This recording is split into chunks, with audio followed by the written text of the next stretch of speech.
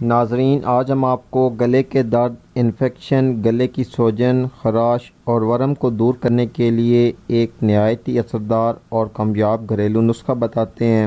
گلے میں کھچ کھچ، آواز صاف نہ ہونا اور بار بار کھانسی کے ذریعے گلے کو صاف کرتے رہنا، ایسی علامات میں یہ نسخہ انتہائی مفید اور مؤثر ثابت ہوتا ہے۔ اس کے علاوہ جن لوگوں کو بلغم کی زیادتی کا سامنا ہے، اکثر نزلہ زکام رہتا ہے، ذرا سی ہوا چلنے سے یا ڈسٹ وغیرہ سے فوراً چھینکیں آنا شروع ہو جاتی ہیں، چھاتی میں جکڑن محسوس ہوتی ہے، پھیپھڑوں میں بلغم کی زیادتی کے باعث سانس لینے میں دشواری ہوتی ہے، ایسے لوگ بھی اس نسخے کا استعمال کر کے فائدہ اٹھا سکتے ہیں۔ یہ سادہ سا نسخہ پھیپھڑوں کی صفائی کے لیے اور سانس کی نالیوں کو صاف کرنے کے لیے بہت ہی مجرب نسخہ ہے، اور نہ صرف پھیپھڑوں کو فاضل مادوں سے پاک صاف کرتا ہے بلکہ پھیپھڑوں کی کمزوری سے بھی نجات دلاتا ہے، اور ساتھ ہی ساتھ یہ ہماری قوت مدافعت کو بڑھاتا ہے، بار بار بیماریوں کے حملے سے بھی محفوظ رکھنے میں کافی مددگار ثابت ہوتا ہے۔